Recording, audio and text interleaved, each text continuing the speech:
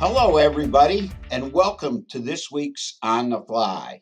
I'm your host, Gene DeFilippo, and our guest this week is the very successful president and CEO of the National Football Foundation and College Hall of Fame, Steve Hatchell. Welcome to the program. Happy Monday, Gene. Really nice to see you, always. Thank you. Always great to see you. Our listeners out there, all of them don't know all of the background that you have. Your background is absolutely sensational in the success you've had. Take us from your college days at the University of Colorado. Well, Colorado, I owe a lot to. I was a journalism major, but I was a scout team quarterback and head manager of the football team. And when you're at Colorado during that span of time, our head coach was Eddie Crowder. And he was a young coach. He'd been an All-American at a national champion quarterback at Oklahoma for Bud Wilkinson. And he brought all of that culture, I guess you might say, that Oklahoma had to Colorado. Colorado had gone through a really rough time, and Eddie came in. He was 32 years old. And the reason that that's important is that he put together a staff that I learned so much from. So we had people, defensive coordinators, and Don James and Jerry Claiborne, both who are in the Hall of Fame. Jim Mora was our defensive line coach, Augie Tamarillo, offensive line coach. All of these people went on to be highly successful coaches at all kinds of different levels. And you learned a lot from them. They were young. Obviously, I was young. And we laughed over the years, Gene, that, even though I was 19 years old, you would have thought that I was a full-time assistant coach the way they'd yell at me or to run the scout team offense. I could remember the plays from one play to another, and at 152 pounds, I think I got to 162 pounds. I think by the time I was a senior, I would get clocked pretty good by those defensive linemen, and but I learned a lot from that. And then I was going to work for BBDO Advertising in New York when I graduated, and I'd had a really good run at journalism. But Eddie Crowder asked if I would stay 1 year. And if you remember back in those days, the football coach was also made the athletic director because they could get more money to the football coach. And they made him the athletic director, and he wanted his staff. And so he asked me to stay. And, here I am, 22, 23 years old. And the idea of staying in Boulder for another year rather than go to New York to work for BBDO was very enticing. And so I called the great people at BBDO and said, could I stay one more year? I'd like to stay here in Boulder and be part of Eddie Crowder's empire. And anyway, 1 year became 5 years. And then I had a great opportunity to go to the Big 8 conference and work for arguably one of the greatest minds that college football's ever had, college sports, and Chuck Ninus. He was commissioner of the Big 8. He'd come over from the NCAA where he ran the Final Four. And keep in mind, back in those days, all the staffs in that were really small. The NCAA, I think, might have had 10 people working for them. So Chuck wore a lot of hats, but he's so smart. And I had a chance then to be part of a staff that Chuck Ninus was the commissioner, but you've got DeLoss Dodds, who's going to go on to be a phenomenal athletic director at Kansas State and Texas. He was on that staff. Bill Hancock, who ran parts of the Final Four in basketball for the NCAA. Then the College Football Playoff, the BCS, just recently retired. Tom Starr. We just had a staff of wonderful people. Not very many people were on that staff, but we all had a chance to work hard. And keep in mind, I got that job when I was 22 or 23. Then I worked for Chuck, and then I had a chance at the age of 34 to become the commissioner of the Metropolitan Athletic Conference. And a lot of people don't remember that, but it was a phenomenal basketball conference. You had the growth of the Big East at the time with Dave Gavitt as the commissioner. And at the Metro, we had Louisville, Memphis State, Virginia Tech, Dell Curry, Steph Curry's dad. Dell Curry was playing at Virginia Tech. We had Florida State, South Carolina, Tulane, Southern Miss, It was a phenomenal basketball league, and we won the '86 Final Four in Dallas with Louisville. The next year, we were in the Final Four with Memphis State. They were called Memphis State at that time, and it was just a really good thing for me to be part of.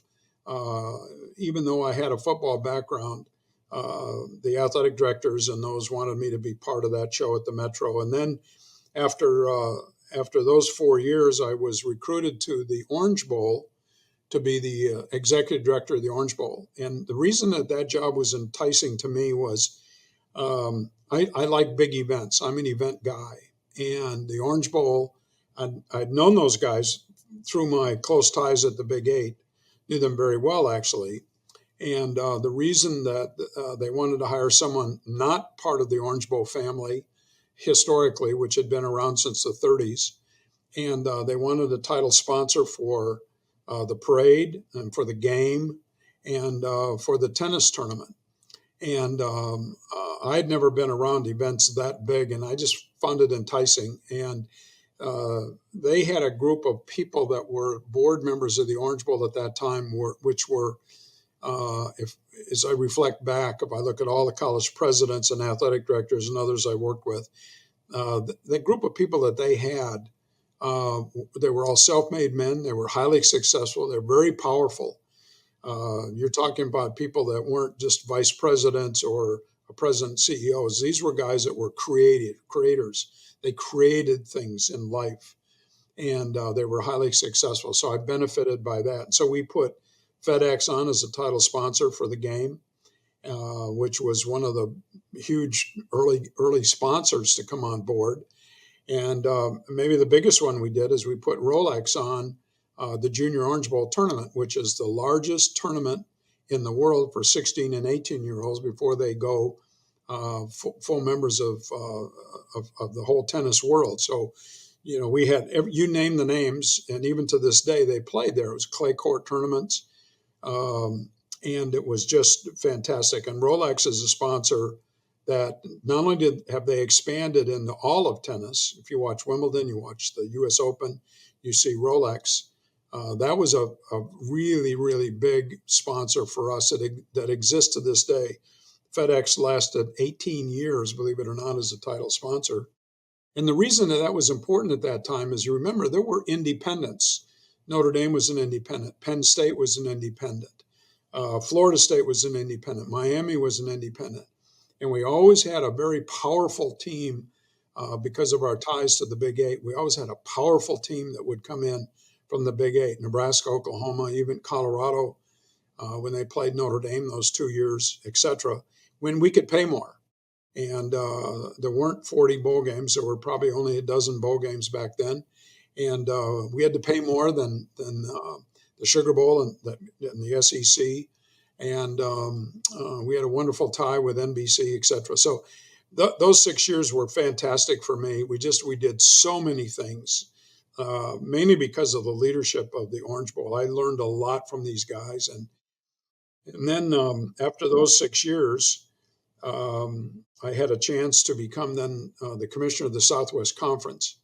And they'd gone through some tough times. And remember, the Lost Odds and I had worked together at the Big Eight, and I had a lot of friends in the Southwest Conference.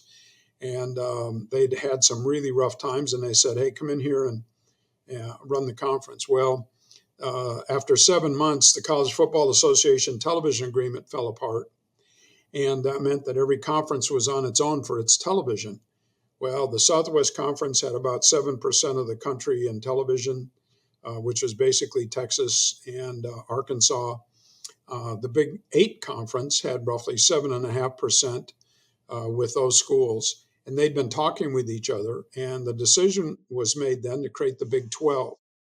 And so at a time that was a little tough, to be the Southwest Conference commissioner and have to tell some of the schools that are in the Southwest Conference that they're not moving ahead in the Big 12, to put the Big 12 together was not the easiest of sailing, I guess you might say. But, to be able to put that conference together with working with great minds like DeLoss and and the people at Joe Castiglione at Oklahoma and others to put all of that together was a marvelous thing. And that was roughly a 6-year span of time. And then after that, Gene, I was 6 years commissioner of the Professional Rodeo Cowboys Association.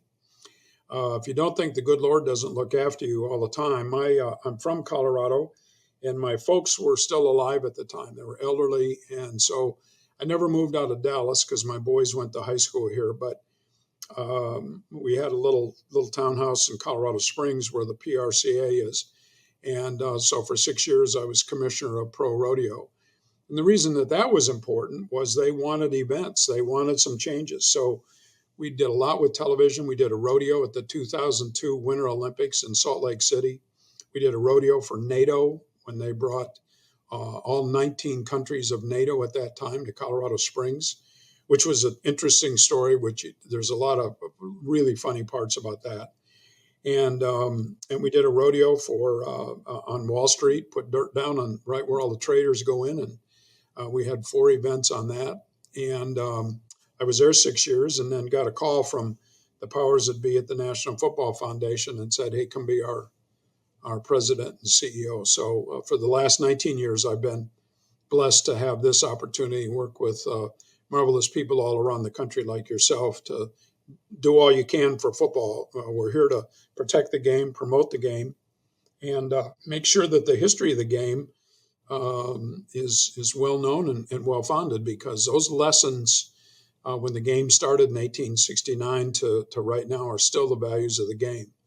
And the powers that be within the football foundation want to make sure that we don't forget our history and that we plan for the future. So it's been very exciting. What a great career. Uh, I mean, that is an unbelievable career. Thank you for sharing that.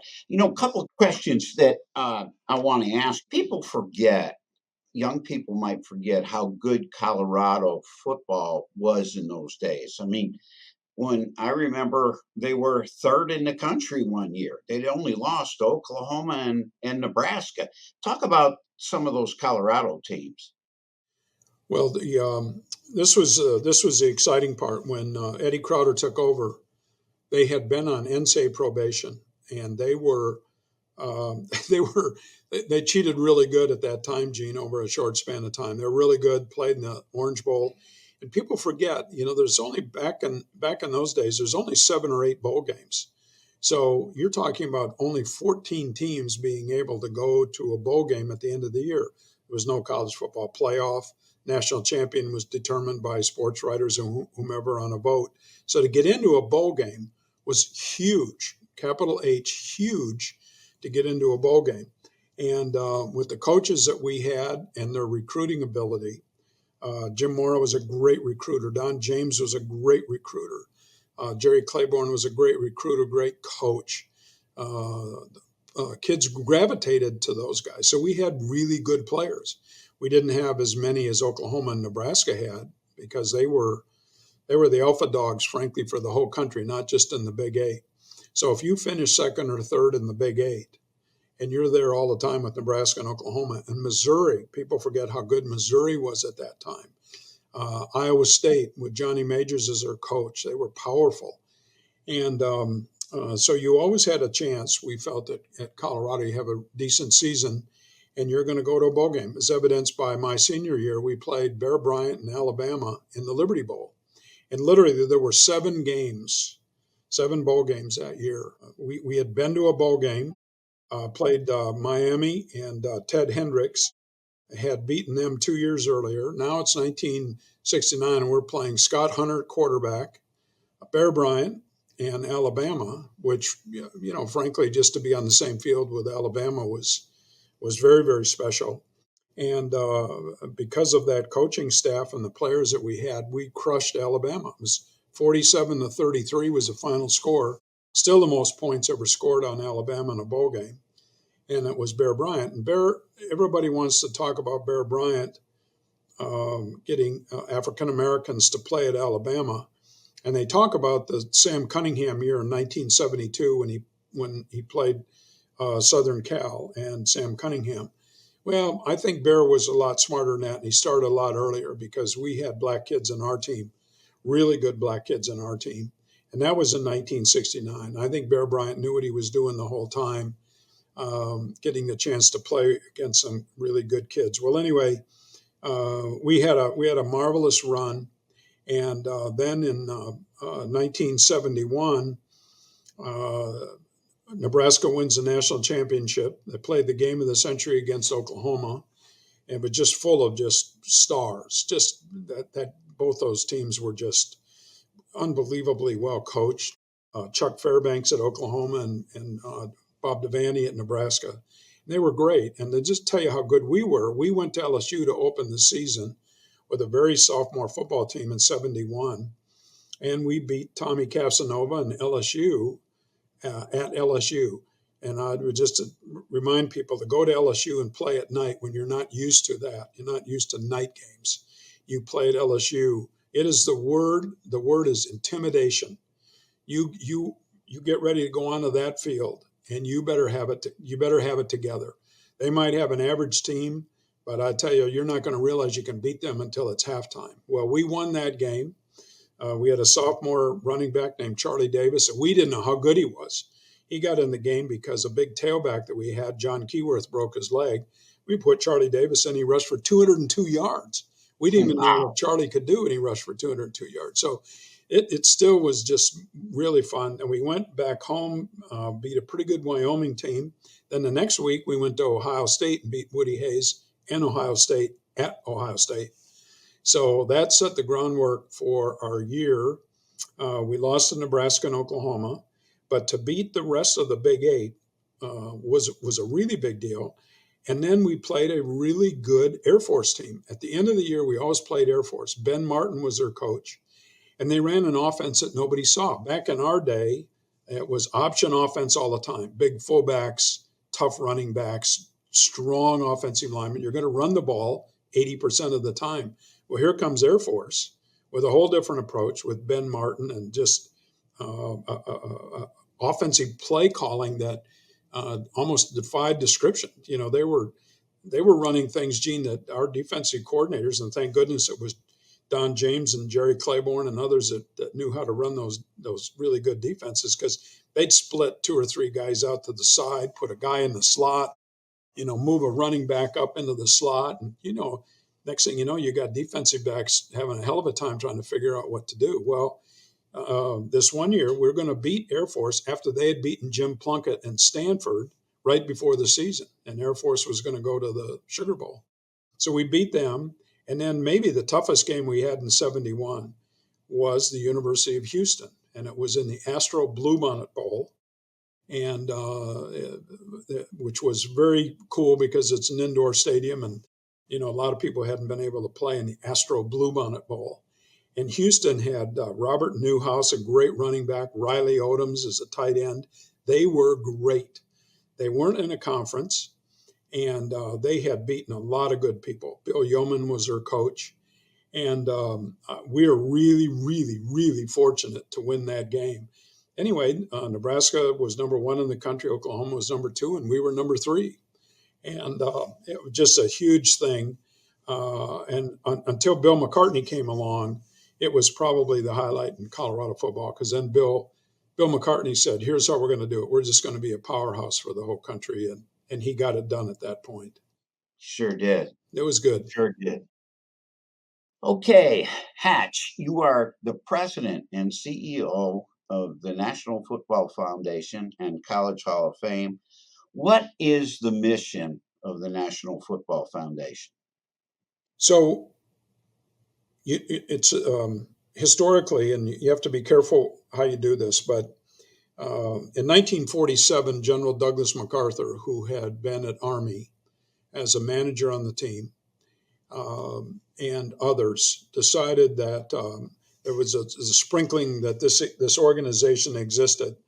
So he got Red Blake, his coach at Army, and Red Blake was obviously, I never met him, but his assistant coaches at one time at Army included people such as Vince Lombardi, Tom Landry. These were assistant coaches for him. He's got more people in the College Football Hall of Fame than anybody else. And General MacArthur, Red Blake, and then and others said there's a reason for us to promote the game. The game is a platform by which young men can go to college, get a college degree, get that education, and move on in life. And then when MacArthur was done being the general of the Army after the Korean War and all of that, he moved into the Waldorf Astoria, and his give back to the Waldorf for allowing him to stay there, he and his wife, was he created our dinner, our annual black tie dinner. And at that time, starting in the early 50s, they had created the concept of the College Football Hall of Fame, putting guys in the Hall of Fame. There was not a structure for it. And the first 2 or 3 years, they put a lot of guys in the Hall of Fame. It wasn't just 15 or 16 guys. It was catch up. You've got to start from 1869 to now 1951 and say, let's get this off the ground. And they also gave a lot of postgraduate scholarships. And I'm still amazed at this time and day, Gene, where I will bump into people. I was at Palo Alto this weekend. You go to Spokane, places here in Texas, all over the country, Boston, you name it. I'll be introduced to somebody that will say, I'm one of your past scholar athletes. I got a scholarship from you. I used it to go to law school. I used it to get an MBA. And these are all people that are older than myself. And they'll say it was one of the crowning glories in my life. So now we're putting people into the College Football Hall of Fame. You have to be a first-team All-American to get in the Hall of Fame. And you've got to be something really special to be a scholar athlete. You have to have a minimum of a 3.2. But the truth of the matter is you have to play, you have to graduate. And the grade point averages hover right now of our scholar athletes around 3.7 to 3.8 every year.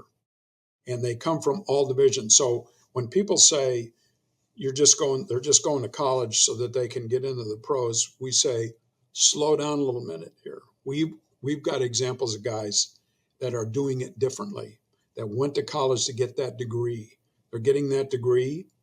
And yes, they want to go to the NFL, but let me tell you some NFL guys that went to the NFL, got their degrees, and they are doing great things in life. We have those examples. So the whole mission of the Football Foundation is to show the good in the game. And along the way, and I think one of the reasons that I'm here and we've got people like yourself on this board is to be sharp-elbowed about it. Don't allow people just to say, well, they're only there to go to the pros, or football isn't helping anybody. They're just there to spend some time. We say, no, that's not accurate.